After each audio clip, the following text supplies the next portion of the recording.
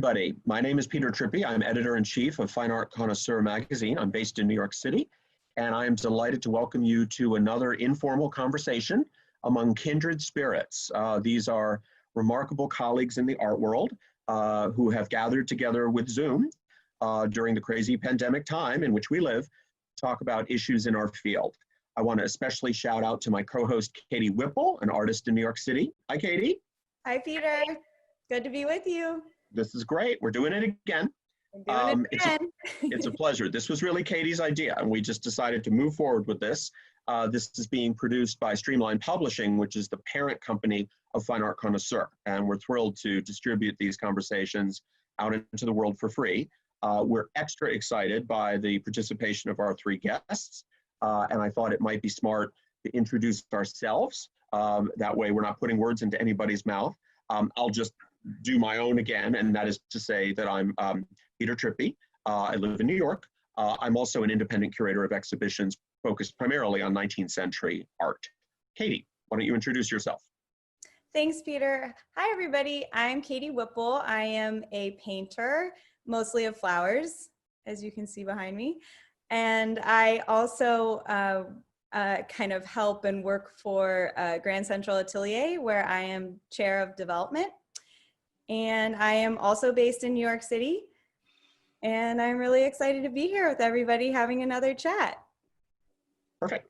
Dina, tell us about yourself. Hey, Peter, Katie, thank you so much for having me here. So I'm a painter, mostly, and also curator when I have, when there's a possibility to curate anything.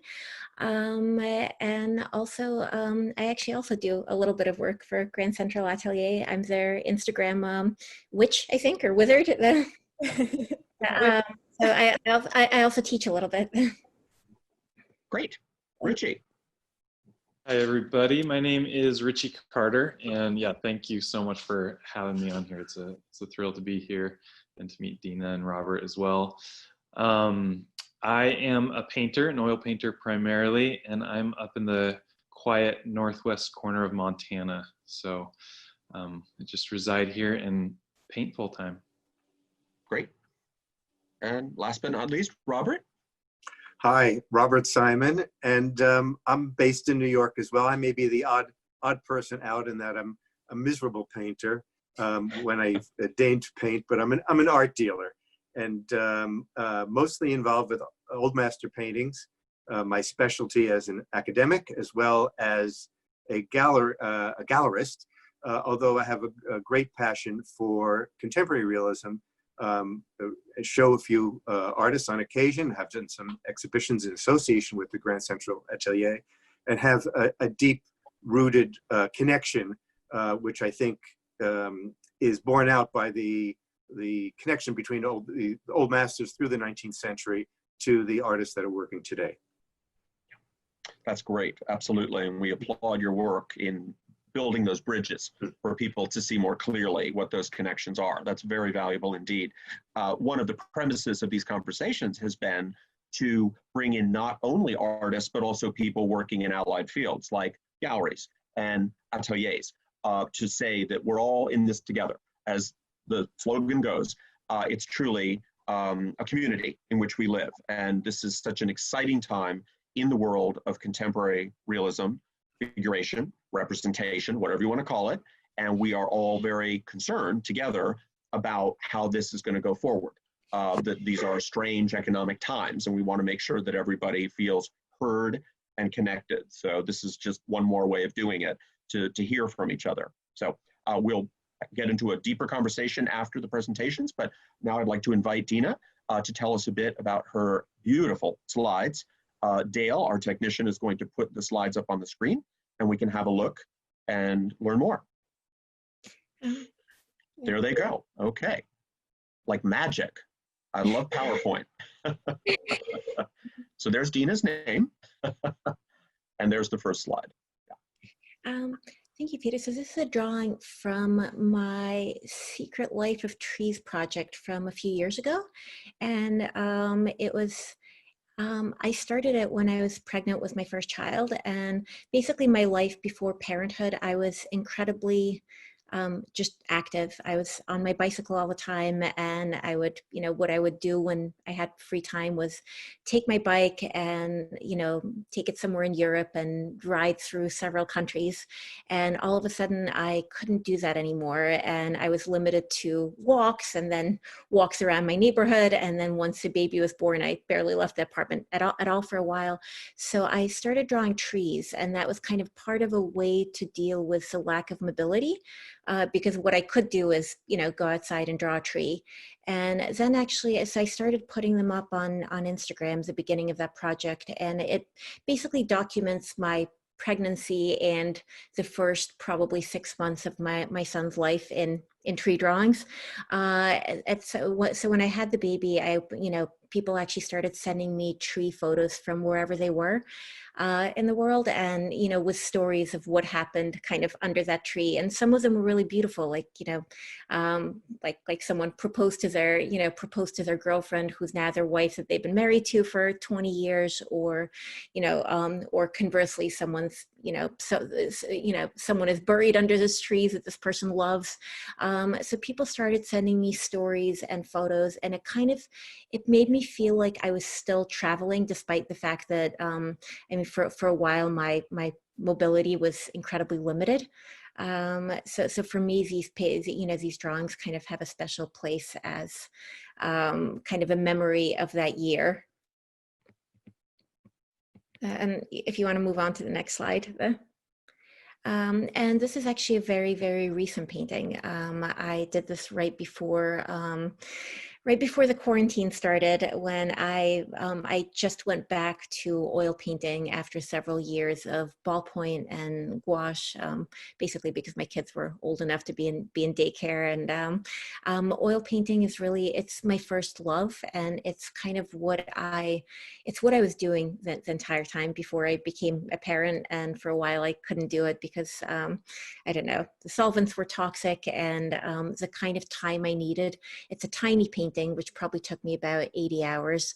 So, so this is one of the very few oil paintings that I finished from the moment that I started painting again to when I got quarantined with my two very small kids who no longer have childcare, and went back to ballpoint pen drawing and gouache.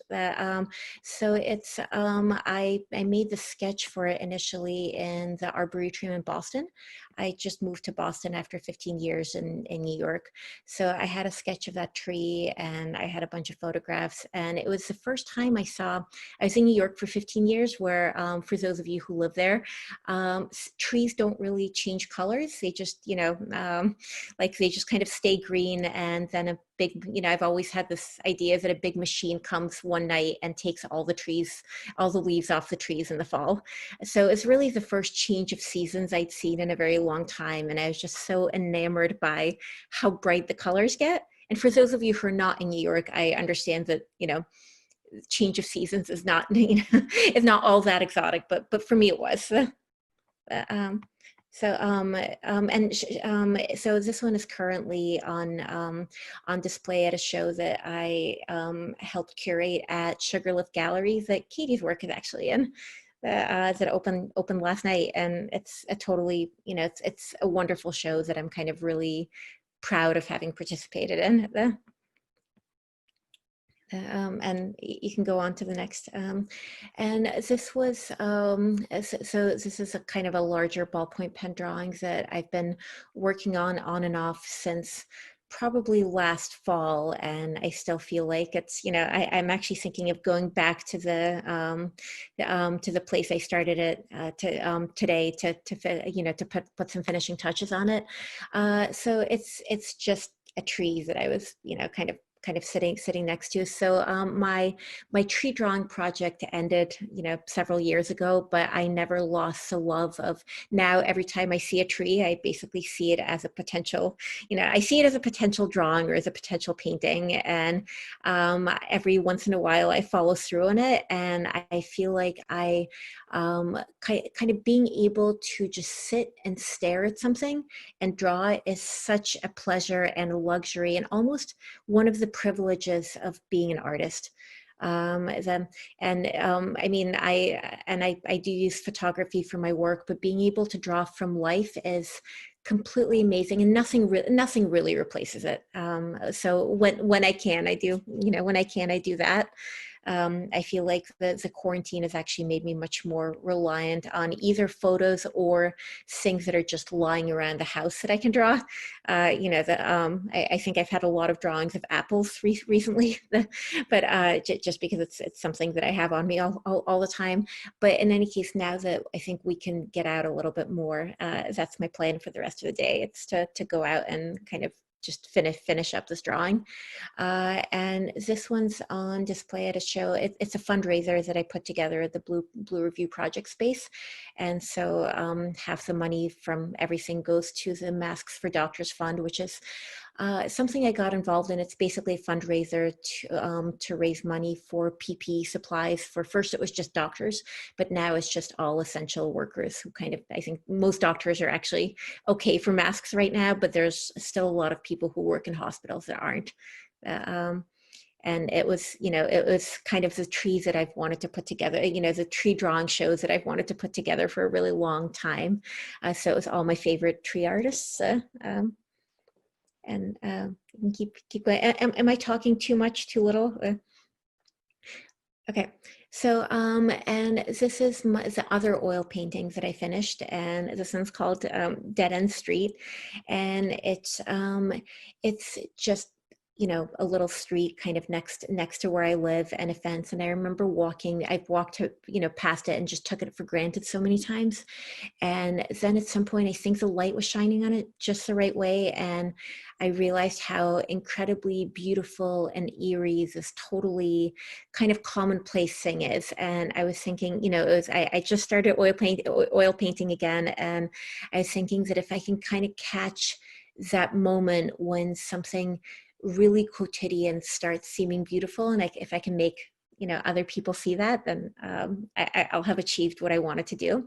So this is oil on copper, which has been my favorite thing to paint on recently, because it just I feel like paintings on copper hold up kind of, for one thing, there's actually less preparation, and they hold up for several, a few hundred or thousand, probably, these paintings will all outlive me. And I remember just being at the Met and falling completely in love with the surface of some of these, 15th century, 16th century copper paintings, which just, they look like they were done yesterday, and there was something so kind of enamel-like about them. And all the paintings next to them on panel and on canvas were all cracked because, people were experimenting with different mediums, but copper held up perfectly. And I was thinking that this is very good for someone who's incredibly lazy about their surface preparation like me, and for whom sanding twice and putting 10 layers of gesso on something, and then maybe shellacking it seems like a lot of work, which is probably how most of you guys work. But in any case, and then I kind of fell in love with the way that copper held up to oil paint, and how each layer kind of allows you to go deeper and get more detailed than the layer before. Yeah.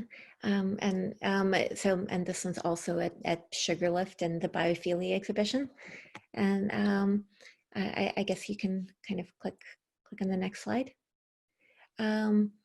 And this one is currently in my studio, but it's also from the Secret Life of Trees project. It's a New York tree that was kind of very close to where I was living at the time. And I remember just being able to go there with the stroller, walk the baby to sleep, and have, 40 minutes or an hour and a half if I was very, very lucky to work on that drawing. It was near Tompkins Square Park, and I remember it as a special time where it was both kind of very difficult, but because all of a sudden I had a lot less time to paint and draw and just, shower than I had previously, while also kind of figuring out this whole new phase in life, and actually realizing that I don't stop being an artist just because I have less time to do it. This one's in my studio, and anything that sells through my studio right now, I'll donate half the money to the Masks for Doctors Fund, because I feel like that's one of the not very many ways that I can feel like I'm useful throughout all this. That's fantastic, Dina. I think it's great that you're calling our attention to these events, these initiatives that are supporting healthcare workers and other essential workers. That's really moving.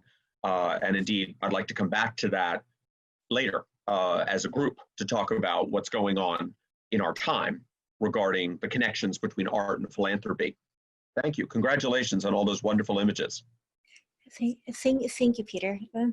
Great. Okay, we'll move to Ritchie's slides now. Ritchie. All right.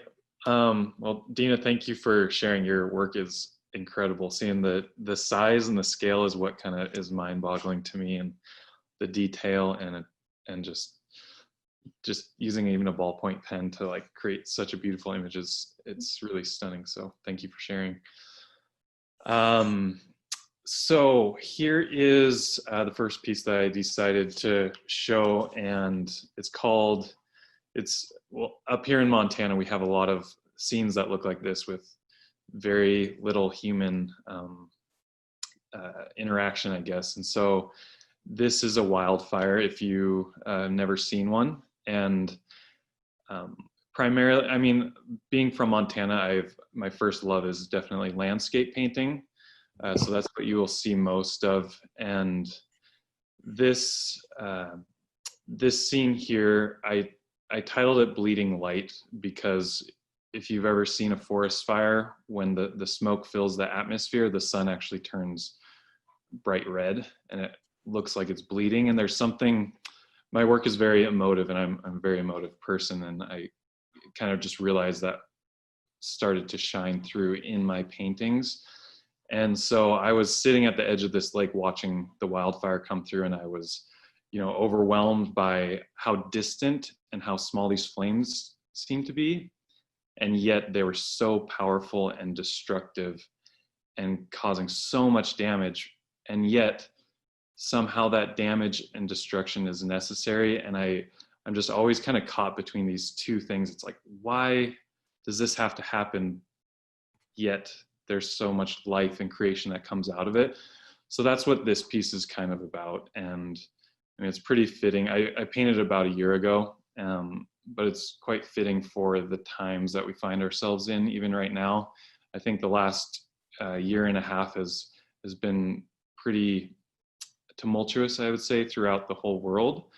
And this painting kind of just reminds me to find beauty in these times when things do have to get broken down, whatever that may be, whatever loss that might look like, but that there's this beauty in it, but then there's also this beauty that can be found beyond that.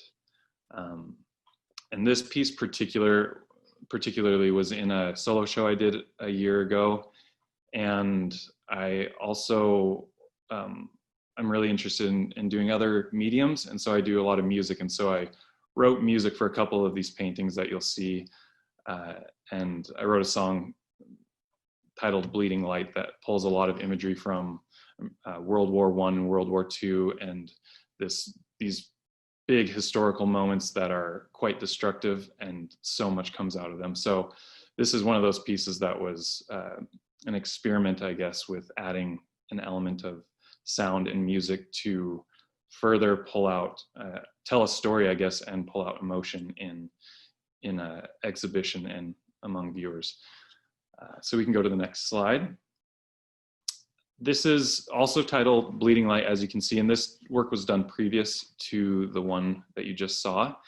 And for a long time, I like to work in series, so I kind of exhaust a whole idea in my head, and I paint it so many times until I feel like I can move on finally. And this was one of the earlier works in the Bleeding Light series. So this is typically what the sun does look like when the smoke fills the atmosphere, and it becomes this deep orange red that, for me, I just thought that title Bleeding Light was so perfect and fitting for what is happening, because there's this pain that is happening, and then it also has this beauty about it. And this was the first painting that I felt I really finally captured that glow. Technically with paint and trying to get that light to read right, it took me quite a while, and this was the first piece that I felt successfully did that. You can go to the next slide. So both of these pieces I've shown there in the text below, you can see they're available at different galleries, and I've shown them at different times. So this image here, this is the largest piece I have created. It's 4 feet by 5.5. It's so difficult to tell scale, you know, like seeing Dina's work, at first I was like, wow, like these, you know, these could be this big, or then I saw the inches and I'm like, whoa, they're this big. And it's almost more incredible when you do see that scale. So this one is quite large. And this was also in my show, and I wrote music for this piece as well. It's called Last to Leave Here. I'm really interested in talking about relationship, whether that's between humans, or that we have with the land, or that the land has with itself, the animals, you know, in here there are bison in here. What is their relationship with the land? And I'm interested in having a dialogue with, you know, the past of our environment, that we have with our environment, and the present and the future. Within the Western genre, I guess you could say some of these fall into, but it's really about talking about the West in a contemporary context. So in here you have these bison, which nowadays they're very few wild herds, where they once roamed the entire plains in herds of millions. And then you have this road that just lightly cuts across the bottom and veers back into the composition on the left side. And in the very distant, there's some headlights. I started adding in these secondary light sources that actually have become one of my most, the elements that I'm actually most drawn to. You know, when we think about landscape painting, it's like, oh, paint the light and the effect it has on it.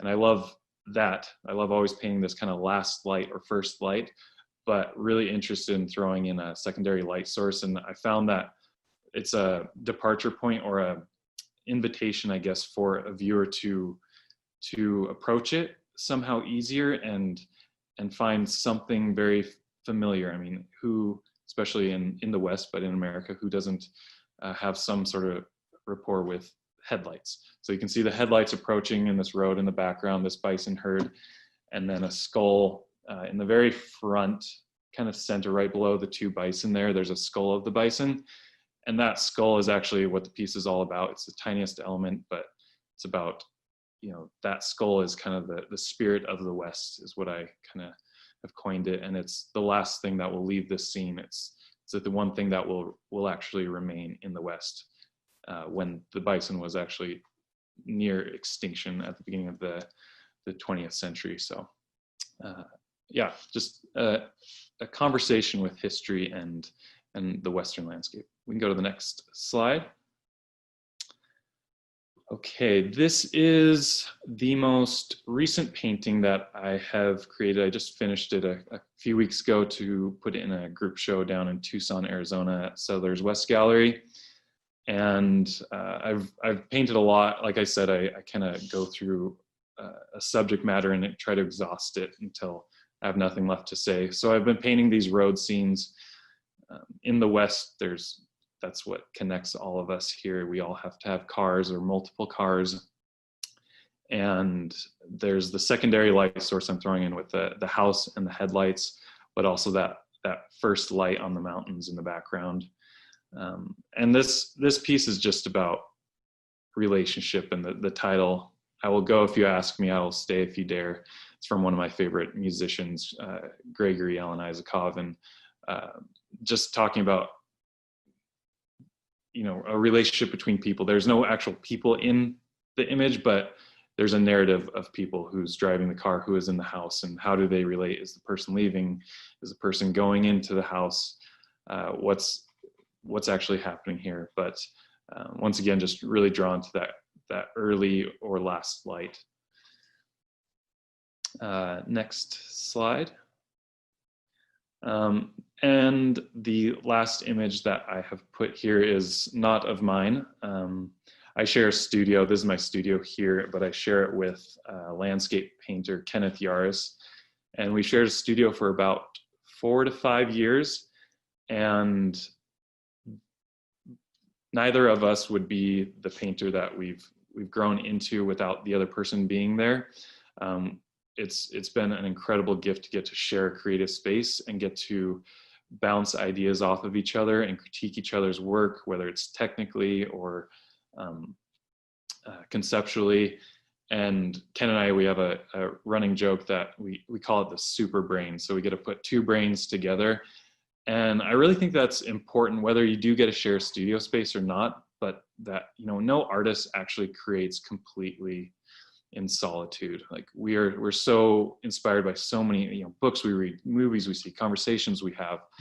And especially with another artist, like I am so inspired by Ken's work, and he's started painting these really grandiose depictions of a lot in Glacier National Park, which is right in our backyard. And he just captures this scale.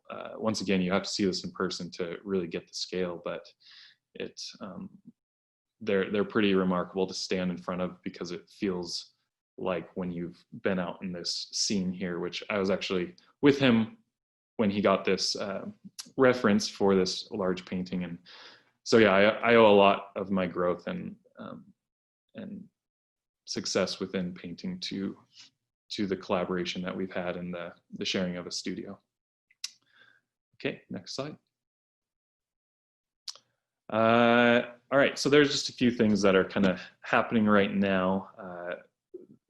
In November, the hope is that we get this big show together with 100 artists, the Masters Academy of Art. It's down in Utah with Ryan Brown, and they'll send out 8x10 panels, and they'll start a bid at $600. So anything that sells from $600 to $1,200 will go to the to his school to raise money for teaching and instruction.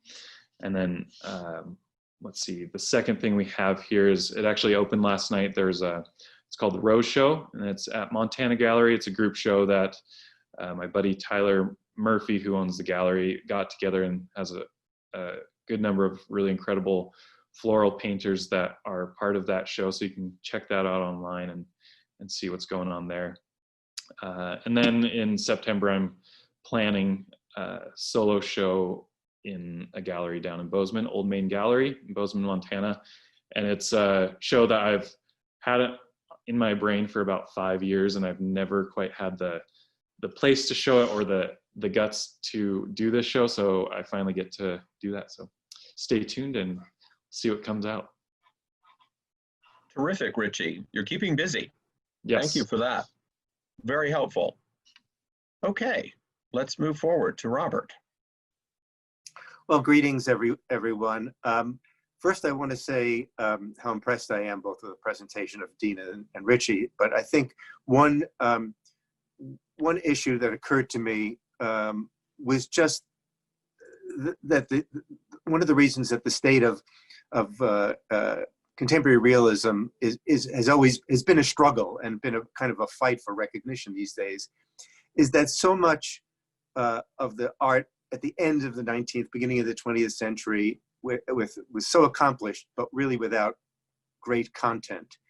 And hearing Dina express and tell the story and what we can see in the paintings, and the same with Richie, I think gives an indication of just how important and how genuine these artists' visions are, and how connected it is to the art of the past. So there's no just a pretty picture in what we've seen, and everything there's a very serious underpinning of it, which I think is understood by the viewer, and so I'm very impressed with what I'm seeing and what I've heard. So just going on with my, of course, I can't really speak with the same authority that the artists that I'm showing would be able to do. But so I'll be a little briefer about it. But we'll begin with Pamela Chiles, who's a New York-based artist, whose work is basically, she works plein air and on a small scale, and mostly is best known for her scenes in New York City, not in so much in Manhattan, but in Brooklyn and Queens and the outer areas, not the glamorous parts of the city.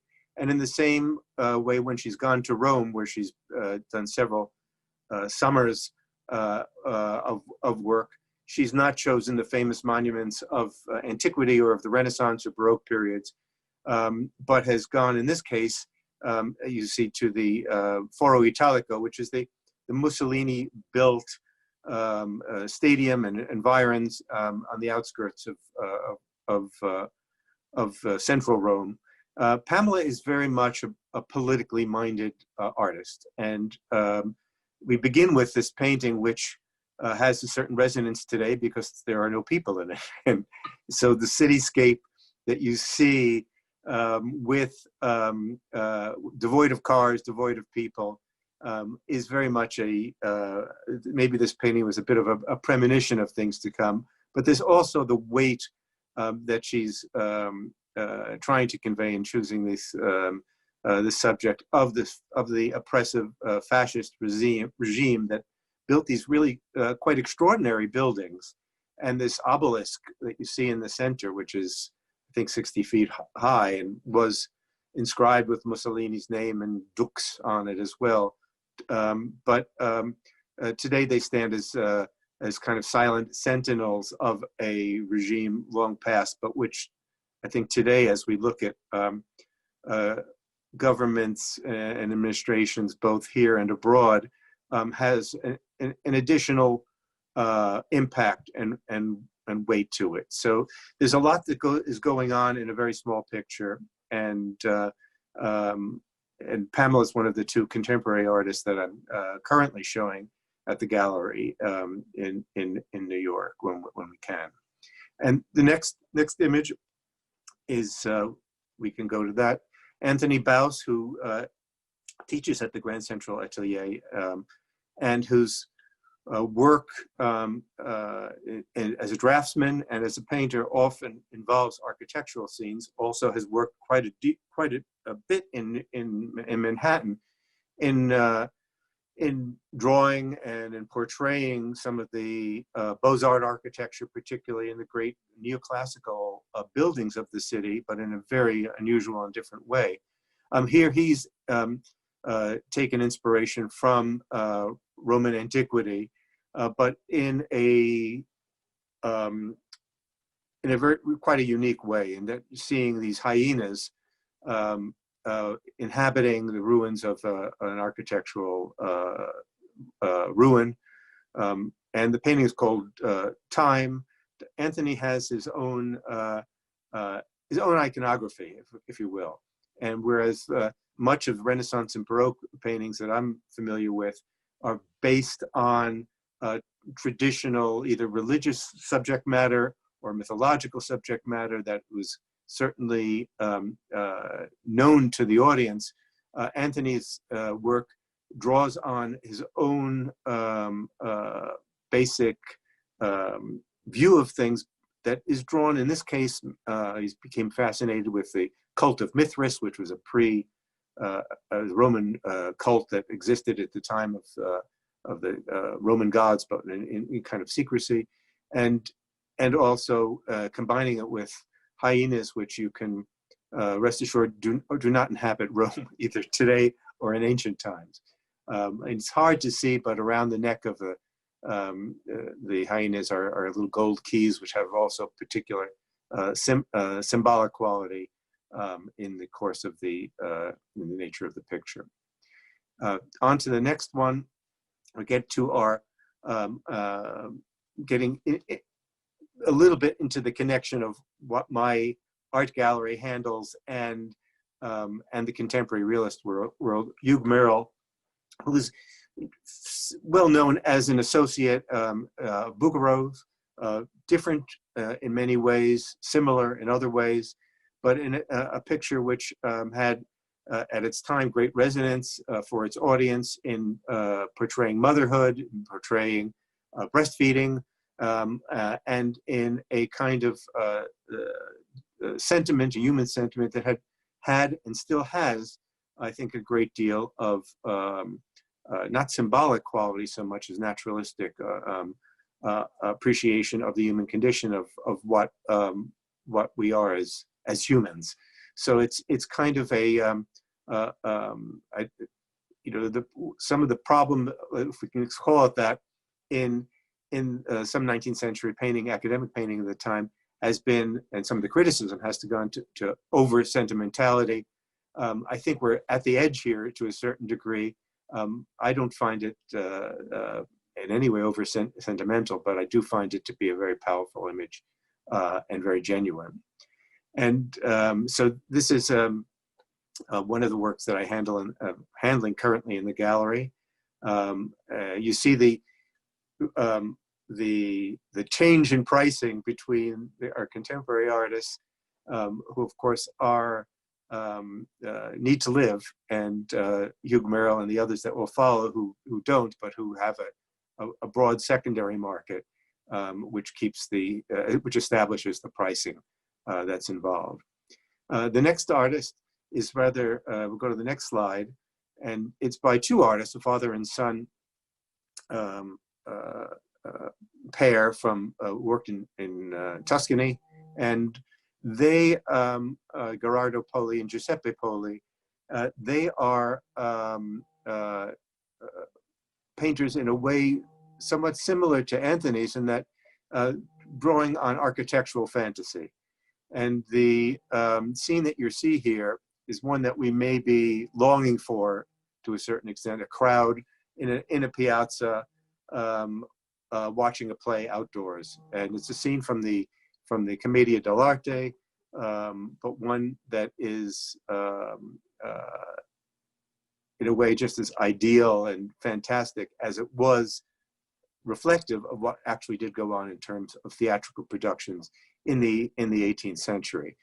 So lots of figures together. It's kind of like an 18th century mosh pit in front of the stage. The architecture is based on contemporary architecture, but really fantastically composed. And what's kind of nice also is that the backdrop of the stage is very much like the scene that you see behind it. So this is a cityscape of a time when we could all get together and go to the theater, and we hope it won't be too long before we can have a contemporary equivalent of it. And going on to the last slide, which is, I hope you, if any of you are watching this on a portable device you can hold over your head, because this is a ceiling painting by Tintoretto, one of the great masters of Venetian painting, and you can tell by the size of it that it is quite a substantial picture. A trompe-l'oeil painting of an allegory of music, and as one might expect for a great master as Tintoretto, and a painting that survived in such extraordinary condition today, it's a bit pricey, but it might be something for the millionaire out there who's watching this, who is come to appreciate his or her home a little more today, as I think we all are, and our own environments have become crucial, whether they're now workspaces as well as places to enjoy. It might be something to if you have a big ceiling, you can put it in there, or a museum as well, obviously, is one. But do note, so it's not a picture you could hang on the wall one way or the other. It doesn't work that way. It has to be seen from down below. So with its perspective treatment, but someone out there might have a big empty ceiling where it would be good to find a home, just as it did in its original place in Venice. Wow. Yeah. I'll take it. We're doing a sale right now. Hold that for me. I see your ceiling, but you've got to deal with that chandelier. Yeah. The chandelier is a problem. Yeah. It would look great in your office, Peter. I think you're right. Look at this. Yeah, I mean, I can take this chandelier down. I'm working on it now. I'll be right back. Thank you all. Inspiring, fantastic quality, beautifully presented. You're so eloquent. Everybody should unmute so that we can chat. This is great. Thank you. My mind is buzzing with ideas and things that you've touched upon. If I may just jump in, Katie, I'll turn to you in a second, but I wonder, you know, what I heard mentioned in several different ways just now was the idea of authenticity and looking at things that ring the bell of our humanity and or the value of nature, that this is a strange time and people are looking at such subjects perhaps a little differently than they did 3 months ago. We don't know how long this will last. It may last a good long time, or it may dissipate back to the fast track once the vaccine is discovered. I'd love to hear your thoughts on that, though, in terms of feedback you've been getting regarding, for example, the preciousness of walks in the park.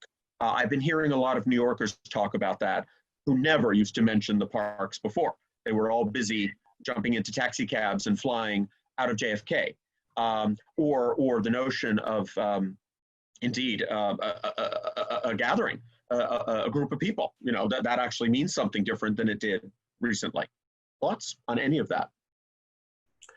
Well, I would just say, certainly in terms of a gathering, I watched an opera online that was filmed in Matera in Italy, among the people in a big piazza. It was quite an interesting production, Cavalleria Rusticana, and I cried.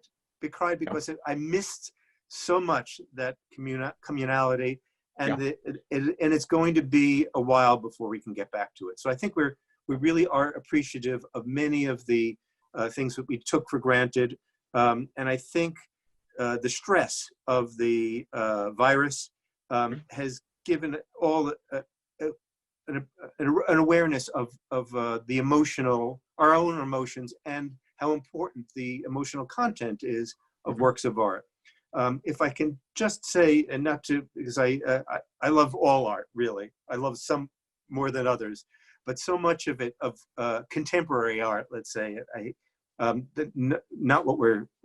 the artists that we're speaking about, who are obviously alive and well, but so much of that is based on intellectual ideas, and I think that doesn't really carry a great weight today. I just think that we all are striving for a deep connection to emotion and to reality and to nature. Yep. I'm distracted by a dog. So. Welcome to our world. A very important part. Yes. Anyone else on those themes? I wanted to add, Dina and Katie, especially painting from life, like as artists, that pace that Peter, you say has changed in everybody. Like people are going for walks in the park in New York City, and because they have time for it now. And I just feel like this sense of urgency has dissipated, and there gets to be more focus on what's actually important, not necessarily urgent. And it feels almost like a coming home as an artist, because I don't know too many people that can stare at a tree for 2 hours at a time, or at this landscape or a flower, and just be like completely zoned in on it and take that time. So it's something that we do get to do as artists, but then, even the normal flow 3 months ago was for me, it got so crazy, and just to have everything like quiet down, it feels like this kind of homecoming to being an observer and getting to take time, because it takes so much time when you're working from life, or not even, just painting, and you're observing this, let's say, a tree in the park for hours, and it's a really beautiful thing that artists get to do. And it feels like I don't have to feel like there's other things vying as much for my attention. So I'm really happy in that regard. Thank you. I actually, so I was thinking about, well, the exact same thing that you were saying, a few weeks ago, that people who, especially New York, was such a huge rush. On the other hand, and everything has slowed down. On the other hand, so I've been, quarantined with my two small, energetic children, and I'm a single parent, and it's been 2 months of this, and I don't feel like my life has slowed down. I feel like and I don't want to sound, negative. Like in one hand, I'm really grateful. Everyone, I have a huge family. Everyone is healthy. Everyone is healthy. Nobody's dead. I do what I love for, for a living, and, and I'm somehow making a living at it. That being said, I feel like I've never been busier. Life has never been kind of more chaotic than my life has been over the last 2 months, just because, it's a 4-year-old and a toddler. And from the moment they wake up at 6 a.m., they just, like they're very high, like high energy, high need. And I found myself waking up at, like I try to wake up before them. So, to basically get some drawing done, because it's the only time I really have. So I wake up at 4, and I've just realized that it's been months since I, never mind slept till 6, but like it's been months since I woke up at 5. Like it's just been, and it's just this constant thing where it's every day I wake up and I do this, and those 2 hours kind of help me keep sane. And then I take care of the kids all day, and then they go to bed at 7, and I have maybe 3 hours in the evening to do, kind of either to do art or just to stare at the ceiling because I'm exhausted.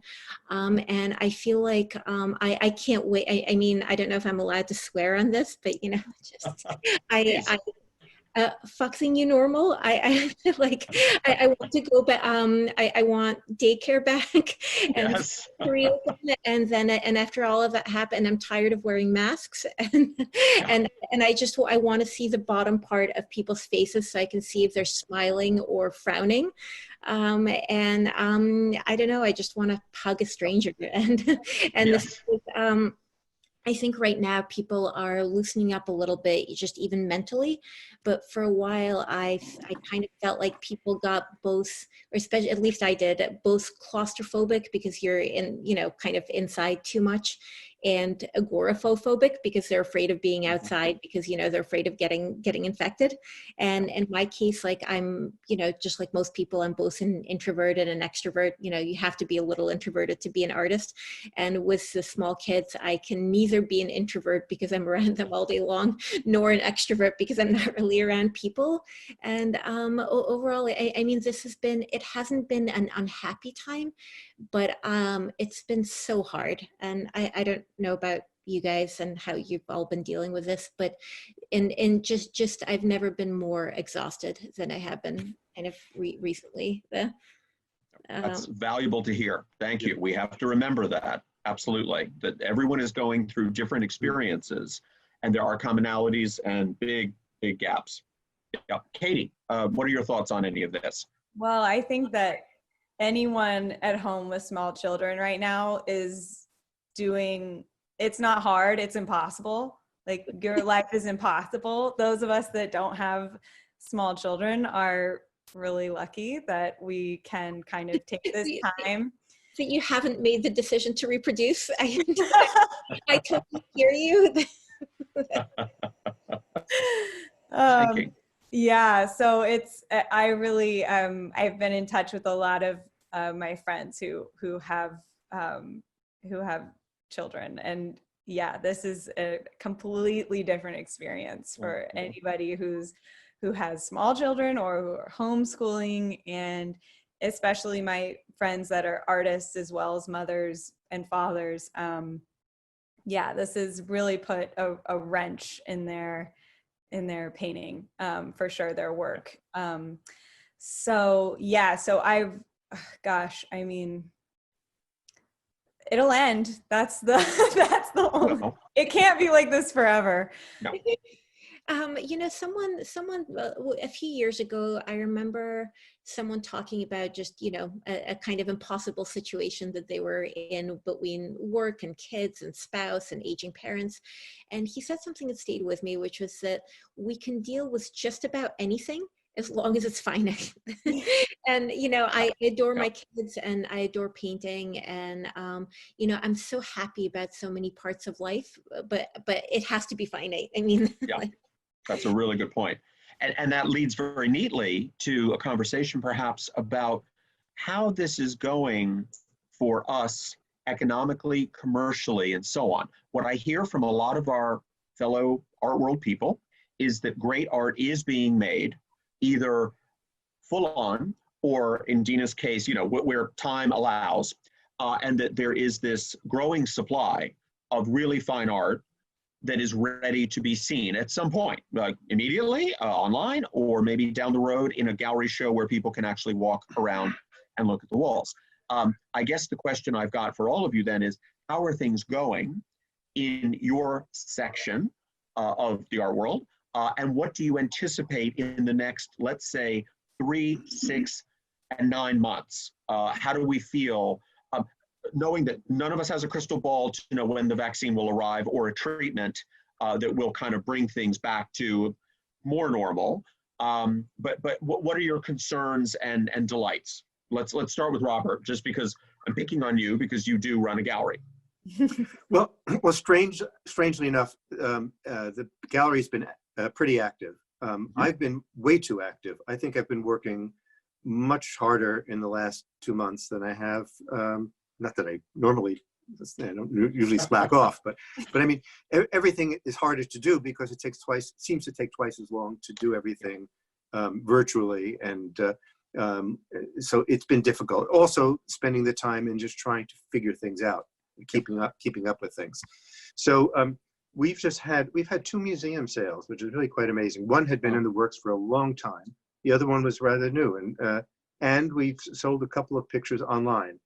And Great. so, which is strange because I've been one of the people who've always felt that you need to see a painting in person, and I still believe that way. But we have there's a new, there are people that look at art and are so used to looking at things and doing things and shopping things without seeing them. So, you know, we're here to satisfy that as well. Right. And I've been very busy. We're going to be doing an online catalog of old master paintings, 19th century paintings, at a kind of more accessible price point than the $2.5 million Tintoretto ceiling, with people we think will be a little more comfortable buying things with, you know, with shipping included and with prices posted, and in a way that may make it a little easier to do it. But in terms of major initiatives and plans for the fall and plans for exhibitions of the artists that we have, I'm waiting to do that, to make any plans. And I think I think that we need not to plan too much at this point, because we really don't know when things are going to be happening. So much of the contemporary art world, and even the old master world, is socially based. Gallery openings, meeting other people, talking about these things, and I think we can shift to a certain degree some things to online only, but other things not. I mean, speaking about, Fine Art Connoisseur is kind of an old world way of looking at things, and it has a nice online counterpart, but it is not looking at a painting or a drawing in person. It's an introductory way to seeing something and experiencing it and learning about it. And I think whether the balance in terms of traditional print media or online media will continue, certainly that's one thing, but it is a way of introducing things and an experience of it. And I don't want to go too much into the online world, because I do think ultimately people are going to want to look at the works of art in person. However, if we do an exhibition in the fall, I don't know whether we're going to have an opening with over a day or 2 days. I mean, it kind of loses the fun of it. But we have a lot of wine, and we can spread it out.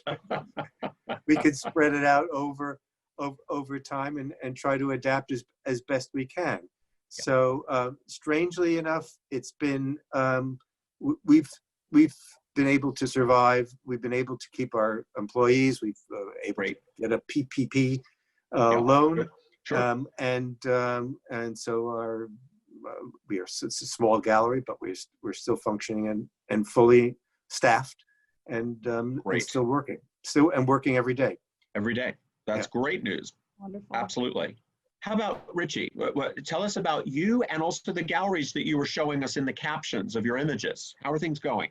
Yeah, so I mean, it's as I think you are all on the East Coast, and I'm way over here in the West, and I've been quite cut off from everything, but it's really interesting because it's quite a different feel as what I'm gathering than certainly New York City of how shut down things are. I mean, we have such a low population density that the gallery that the Rose Show was in, they actually had a opening where they just allowed a couple people in at a time throughout the whole day, and that's actually the first gallery that's open that I've heard of. Most are really shut down, and there's no immediate plans put in place because we just don't know how long it's going to go. But as Robert was mentioning, I've been quite shocked of how much art is actually selling online, and through exhibition that decided to put instead of having the full opening where people can actually come, they've done it online and then have a video component to it. And so it's great to see how galleries and artists are being creative and figuring out how to get work out. And so that being said, one of the things that just breaks my heart is that people don't actually get to come see these works. I don't know how many solo shows I've seen are postponed or canceled, and or else they've had it online, but I just know for that artist, they're like, but these are meant to be seen and looked at from different angles. And so that's been super challenging, but I've been very impressed with the galleries around here. And it sounds like on your side of the country that have really maintained sales and staffing. And I think that's really incredible. And I've just from the collectors that I have been in contact with, it seems like everybody is very, they want to keep supporting art because it might not be this food essential, food shelter, but it's like essential to I feel like the spirit of humanity. So people are getting that, and they're just knowing that and really being supportive. So I'm kind of blown away by that. But you guys, I can't wait till it opens. I have two questions for you that are generated from what you just said. Number one, the question of, are you getting requests from the galleries to provide, for example, video or audio commentary about your works that would bring those images on the website to life? That you're so eloquent, and what you were describing about the landscapes doubled my pleasure in looking at them because I understood more about what you are after. So that's my first question. What about that? Is that something you would like to do? That's a great idea to have that come from the artist, I think. And that's what hasn't happened yet. The gallery has done, a view through the gallery or whatnot for each show. But I think that's a fantastic idea because, really for myself, I want to connect people with art. Yeah. And when I actually get to talk about it, people, you go from oh, that's a nice image perhaps, or oh, that maybe made me feel something. But then when you get to tell more about it, you get to know the artist, and you're so much more drawn to it. So I think that's a fantastic idea, Peter. And the second question that I had was simply about, do you feel that right now in this weird terrain that artists without a reputation already are more at risk? Folks who bought your work before know how good you are. They don't need to be in front of the picture to know you made it well. But someone brand new may not be proven yet with Yeah. the online buyer. What are your thoughts on that? Anybody? I mean, Start with Richie. yeah, I think that's a great point. I think there's a certain collector base that being familiar with your work, they know the quality that they're going to get, so they don't have to question that. But yeah, certainly, I mean, I'm kind of an emerging artist, and so there's such a collector base that hasn't probably seen a lot of my work in person, and so yeah, I think that's definitely an obstacle and challenge. And like all you, I would prefer to see a painting in person, and so that is a challenge, and I don't have any answers to how to breach that, but I think promotion and group. I have a thought on that, but I want to hear from Dina on any of this first. I don't want to keep going. Dina. I'm actually afraid things are going to get worse. So I agree with both both Richie and Robert. As like so far, things have actually like art sales haven't haven't gone down as far like as much as I saw. And Right. I put together this fundraiser, and kind of a surprising amount of the work sold. And I think people are like what Richie said, people are trying to, we're in this weird time, people are trying to support the arts. I think we haven't seen the full economic impact yet. And the guy that is going to buy the $2.5 million Tintoretto might have enough money both for that and for a fully stocked underground bunker in New Hampshire where he can sleep himself for the next pandemic. But I think I think in a few months, if the economy doesn't reopen, people are going to tighten their belt, and they're going to cut out the non-essential stuff. And they're, I think right now people are actually being incredibly generous with their money, and I see artists and musicians being incredibly generous with their time. And overall, there's a lot of good feeling. I feel like in a few months, a lot of people are going to be like, oh I've been unemployed for 6 months, and people are not going to be able to afford to be as generous. So God, I feel like I just keep sounding negative. I'm No. grateful for how kind of for how many online sales have happened through with kind of just with all the places that I've been working with. Like I feel like but I also feel like in 6 months it might be economically worse than it is right now. Yes, thank you. We need to hear that. Absolutely. I think that's a really valid point. I wanted to chime in on one thing, and that was to Richie's point about to be able to appreciate the intricacy of Dina's draftsmanship. For example, wouldn't it be lovely if dealers and other purveyors, and perhaps the artist himself or herself, use different filming technologies to get closer to it?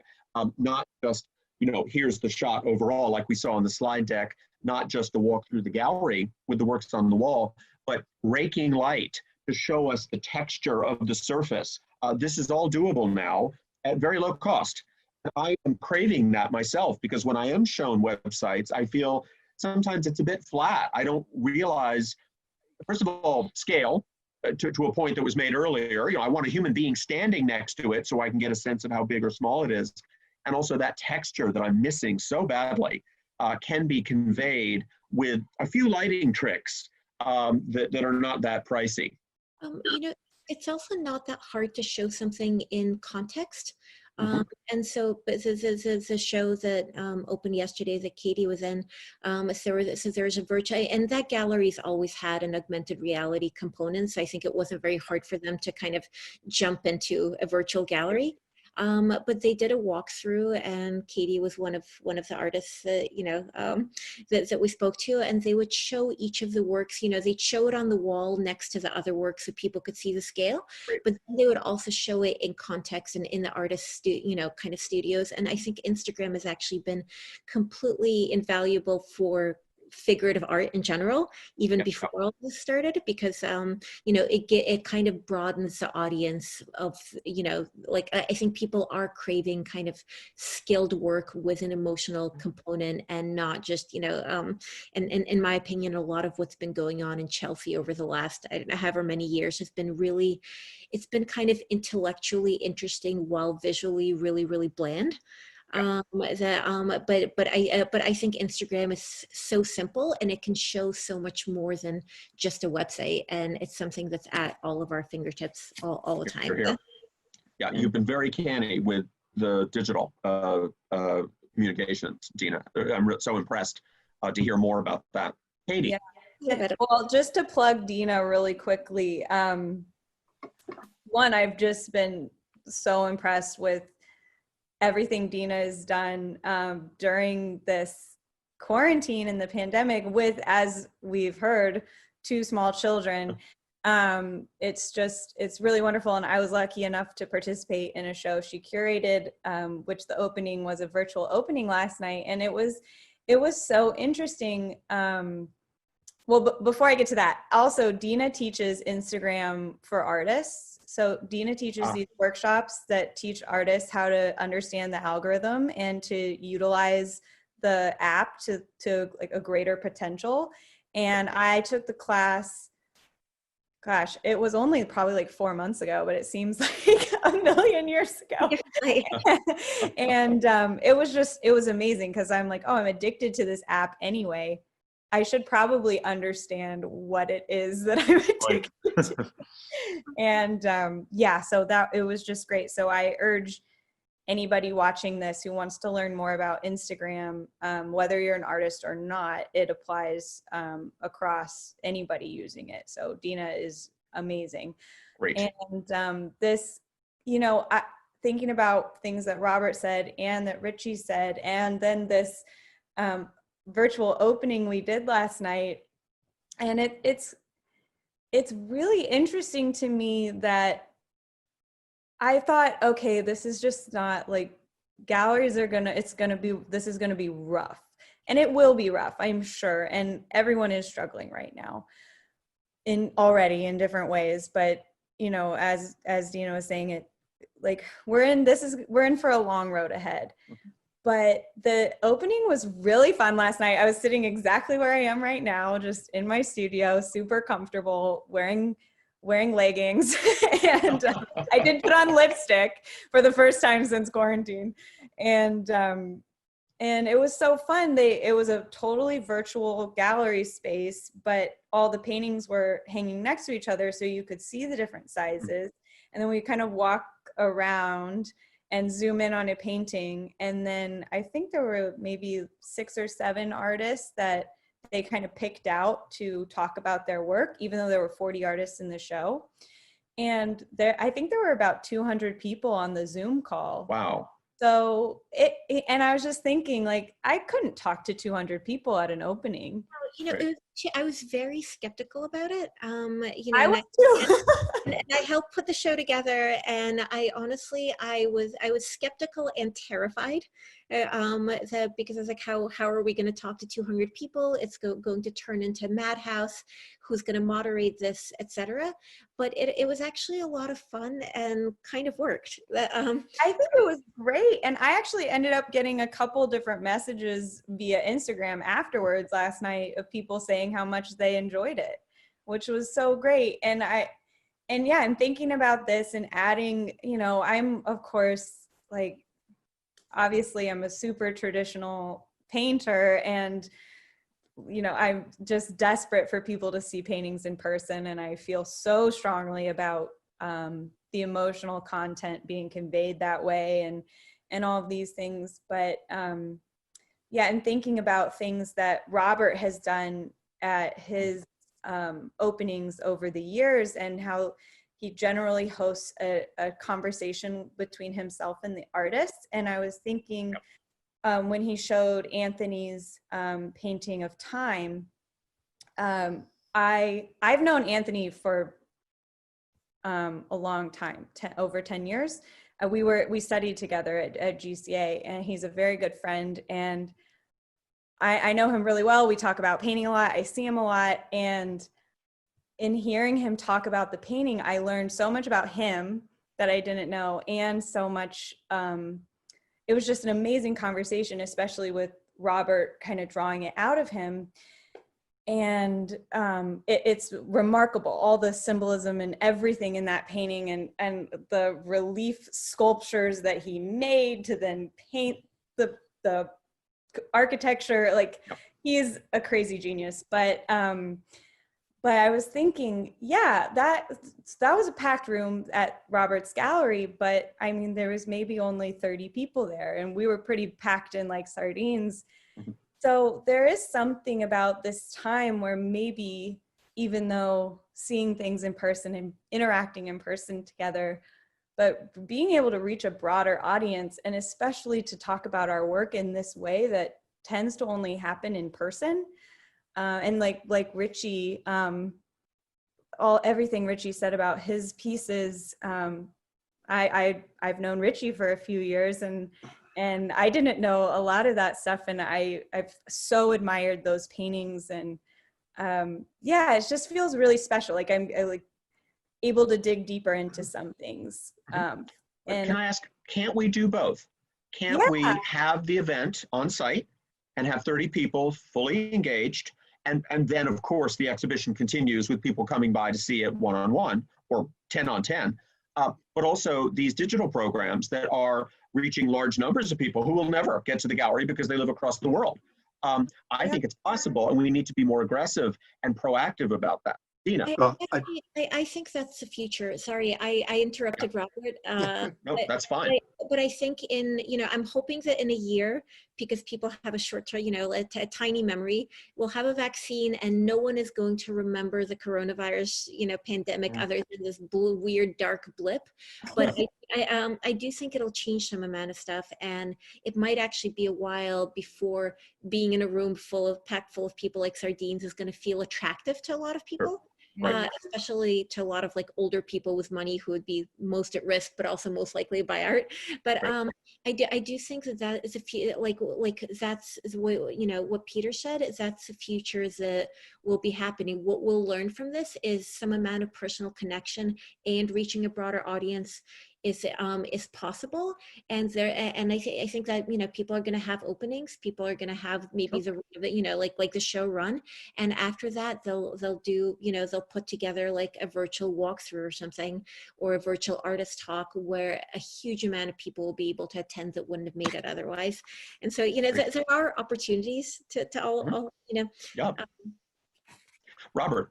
Yeah, I was just going to say, speaking about the evening we had with Anthony, and one also did with Pamela, one did with our portrait show, a contemporary portrait show that we did in the fall.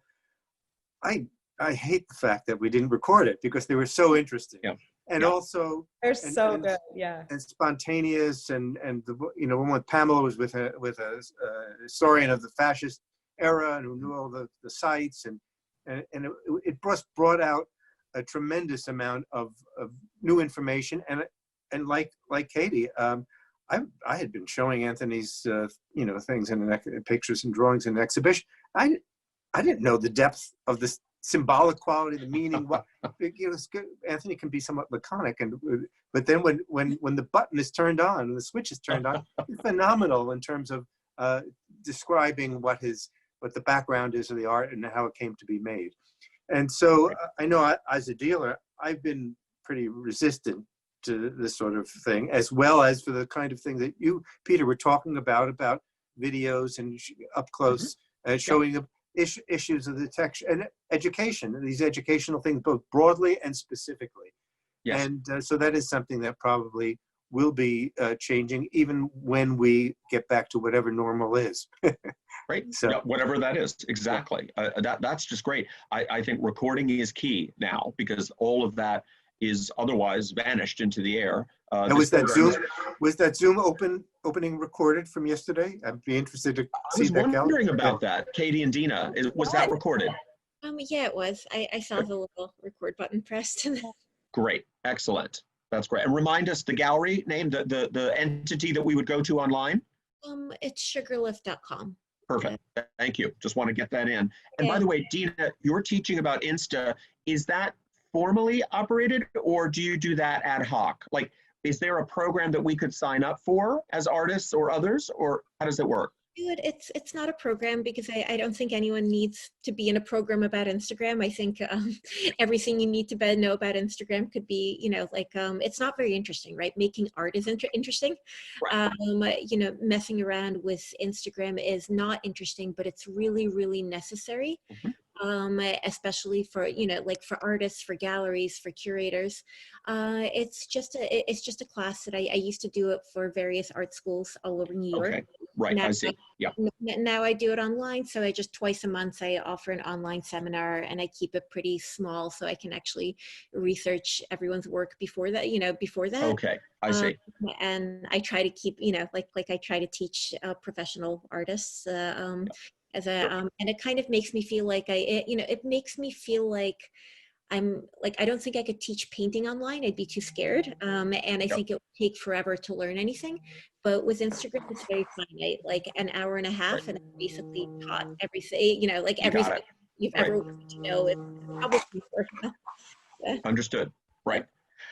We're gonna have to begin wrapping up. I don't want to keep you here forever. You're busy people. Any final comments or questions or observations from anyone? I have one thing I'd ask, and it's really to the artist, and that is, to what extent do you think this period? Magic. The doorbell. That's fine. That's a nice doorbell. To what extent do we the artist? To what extent do you think your art will be changed? I mean, as an art historian, I look back at there's the period of the Black Death, and in Siena in the 14th century, and there's a definite change in the art when it's been written about and observed. We're of course very different societies today. I mean, there's the practical issue of not being able to go out and working. Maybe many artists working more on still lives and working from reference photographs or drawings than they had before. But I wonder whether there might be something more subtle and an attitudinal change in the art, and also whether any artists are going to be seeking to record or respond to the pandemic in their art in a way that will have greater resonance in the future. Richie, what are your thoughts on that? Yeah, I think certainly there will be changes like, okay, I can't get outdoors, I can't do this, I have to alter the way I work or the subject matter or how I paint the subject matter.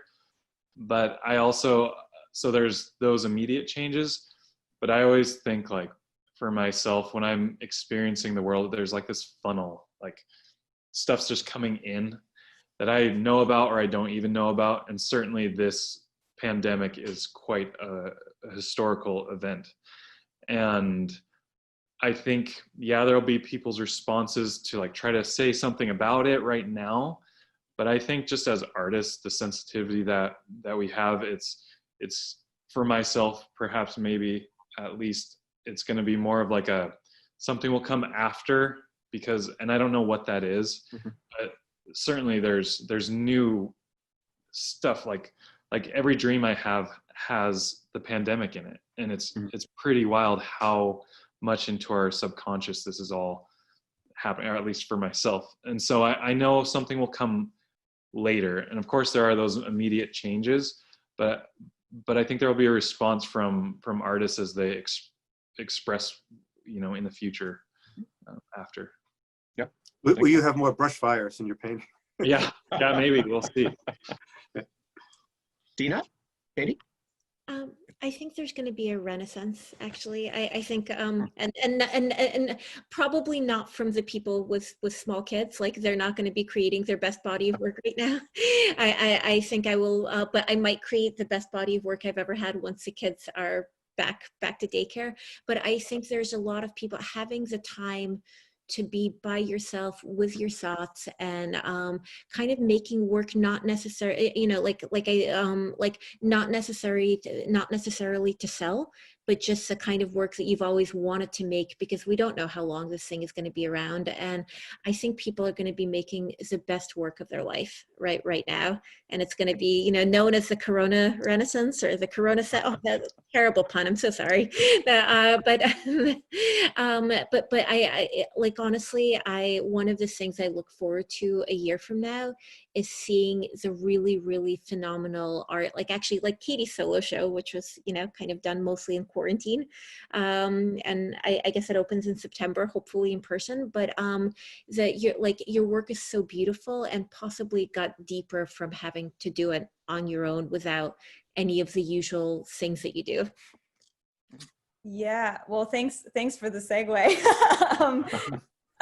Yeah, I've definitely felt a shift in my work, like pre-quarantine, post-quarantine. I was working on really like as you can see behind me, like there's all these blue paintings. I was working on these really colorful kind of chromatic pieces, and then once this all hit, that just felt like really wrong. Like I was like, I can't keep doing the same thing that I was doing. Something has to change. And it was just, and this is like super personal and less global thinking, but just sharing my personal experience. I found it really hard to be in my studio surrounded by the paintings that before I started making new paintings. So I kept painting outside, even though it's kind of cold in New York still in April, but some of these magnolias behind me, I did in plein air, and that was helpful for me just to, like, I have to get out of the studio and try to process things. And it's been a really wonderful time to connect with our loved ones, of course, and kind of prioritizing that. And I've been kind of talking with my painter friends a little bit more than I would normally do, especially the ones that live all over. And in some of those conversations have been really helpful just in terms of processing everything. And kind of, you know, a lot of us have struggled to make stuff, and anxiety, and especially with, you know, being in New York and all of these things. So it's been really helpful to have friends help process, as well as I had this kind of funny realization that I can actually let my work kind of hold me now in this time. Whereas I guess before I was just like, you know, making stuff, trying to make beautiful things, and tend to be more joyful paintings. And I realized, oh, I can still paint flowers, but I can let them hold some heavier emotions. So yeah, so it's been, that's just like my personal experience, but it's been really interesting to kind of go through that. And of course, my husband is just like carving marble. Nothing's different. Those sculptors, he's like, you have a photo show. You need to work. Like, why are you're like journaling and like, we're all different. We all process things differently. That is absolutely right. Your frustration out by hacking away at marble. Feels good. Feels very good. Well, I want to thank all of you for your eloquence and thoughtfulness. Really, it's been a pleasure. I know our listeners and viewers will be grateful too, and you should expect lots of emails through your websites. I just want to finish not only with thanks, but also just a few reminders. Streamline Publishing, which has put this together, is also trying to do its part to help. Every day at 3 o'clock Eastern Time, we have a 3-hour segment from one of our Streamline art videos. It's a chance to watch a master painting or drawing. If you go on Facebook and look for Streamline art video, you'll find that free content there. Also, we have a program now where Joseph McGurl, the great landscape painter, has donated a work of art to the initiative. It's paintinggiveaway.com, so everyone is welcome to register for that. We also are looking forward still, nonetheless, to our annual Figurative Art Convention and Expo. That's scheduled for October 29 through November 1 in Baltimore. We're going forward with planning for that. We have 4 days of activities with many, many great master artists teaching their techniques, and also lectures and panel discussions as well. And finally, every Friday, in fact, today happens to be Friday, we have a virtual gallery walk. You can just go on to fineartconnoisseur.com and link onto that. We're trying to highlight the great works that galleries are presenting now online only. So it's just a little bit of community that we're doing here. We want people to feel like they're heard and that we support every aspect of this art world, whether it's a dealer, an educator, an artist, an auction house, whatever. We're all in it together. Thank you again, everybody. Take good care. Have a good holiday weekend as much as you can. Enjoy whatever sunshine we've got coming, and let's all keep in touch.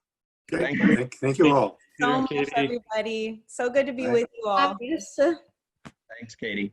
See you Thank later. Katie. Bye. Bye.